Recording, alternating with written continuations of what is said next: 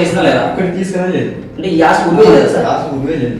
State లో 79 ఆస్తులు ఇచ్చారు కదా సార్ మునకడప జిల్లాలో. కొన్ని పిల్లలు స్ట్రెంత్ తక్కువ ఉండేటి అది మనకు ప్రొవైడ్ చేయలేదు సార్. నేను చూపిస్తా సార్, అది మేము మరి ఆస్తికి వచ్చింది రికార్డు నేను చూపిస్తా సార్. మరి ఆర్టీసీ మన స్టూడెంట్ ఆర్గనైజేషన్ మేడం, నా పేరు లవ్ కుమార్, జిల్లా అధ్యక్షుడు మేడం ఐఏఎస్.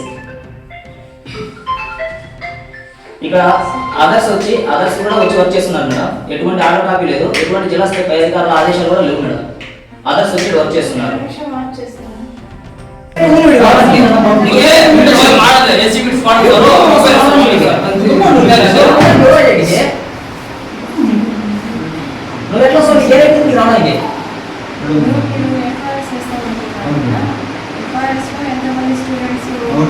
ఏఐఎస్ఏ ఫెడరేషన్ సభ్యులు లవ్ కుమార్ గారు డీసీ హాస్టల్ గాలివీడ్ నందు రైస్ లేదని ఆరోపణ చేయడం పైన మేము విచారణకు వెళ్ళడం జరిగింది. అందులో 3 క్వింటాల 93 కేజీలు రైస్ ఉండాల్సింది.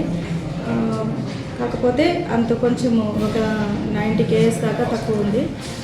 అందులో ఏదైనా పొరపాట్లు ఉంటే వాళ్ళు మేము పై అధికారులకు రిపోర్ట్ రాసి వాళ్ళ ఉన్నత స్థాయి నుంచి ఏదైనా వీళ్ళని అపాయింట్ చేస్తే, ఆఫీసులను అపాయింట్ చేస్తే డీటెయిల్గా ఎంక్వైరీ చేసే వీలవుతుందని వాళ్ళకు కూడా చెప్పడం జరిగింది.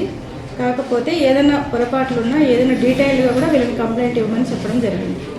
ఇంకోటి మేడం, ఎఫ్ఆర్ఎస్ ప్రకారం 44 మంది ఉంటే నైట్ పూట 44 మంది భోంచేసినప్పుడు ఉదయం అంతే మంది తినాలి కదా మేడం? అవునండి, మొత్తము నైట్ 42 మెంబర్స్కి ఏమో ఎఫ్ఆర్ఎస్ చూపించారు. నైట్ 42 మెంబర్స్ ఉన్నట్టు. మార్నింగ్ ఎఫ్ఆర్ఎస్ పడలేదు అని అంటున్నారు ఆయన. 25 మెంబర్సే ఉన్నారని లవ్ కుమార్ గారు ఆరోపించున్నారు. మార్నింగ్ ఎఫ్ఆర్ఎస్ పడలేదు అని వార్డెన్ గారు చెప్తున్నారు. ఈవినింగ్ అయినా కరెక్ట్గా మళ్ళీ తీస్తారు కాబట్టి ఎఫ్ఆర్ఎస్ అప్పుడు ఎంతమంది ఉందో చూస్తే మనకు తప్పు ఏదైనా జరిగిందో తెలుస్తుంది. దీనిపైన ఏమైనా విచారణ చేపట్టారా మేడం? వాళ్ళ బీసీ వెల్ఫేర్ ఆఫీసర్ గారికి మనం అది డిస్ట్రిక్ట్ వెల్ఫేర్ ఆఫీసర్ గారికి చెప్పామండి, కంప్లైంట్ చేసాము. వాళ్ళు మేము చూస్తామన్నారు. వాళ్ళు ఎంక్వైరీ చేసి దానిపైన ఏమైనా యాక్షన్ తీసుకుంటారు.